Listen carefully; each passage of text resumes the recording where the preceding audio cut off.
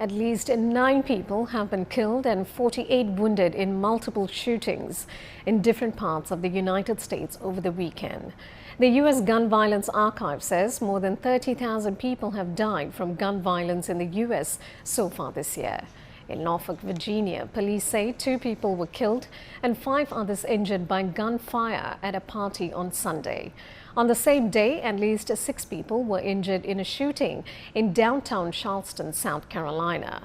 In Maryland, a 15-year-old boy was killed and 3 other people injured after 2 gunmen opened fire on Saturday inside a convenience store. From Friday to Sunday, the city of Chicago reported a number of shootings that left 6 dead and 34 injured. Last year was the deadliest for the city in 25 years, with nearly 800 homicides recorded. Dan Williams reports from Chicago.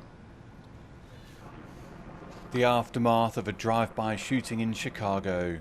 4 teenagers were shot outside a school next to an ice cream parlor.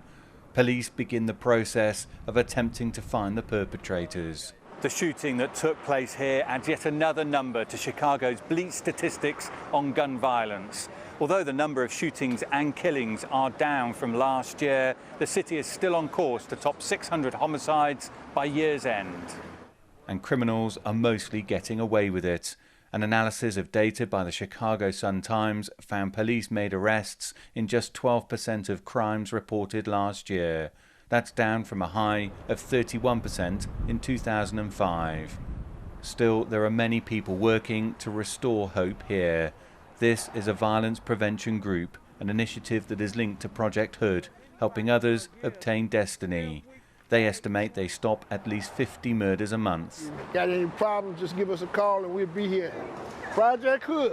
On the front end, we try to prevent violence before it takes place and move around with their influence to get into the cracks and crevices where law enforcement and no one else can get to.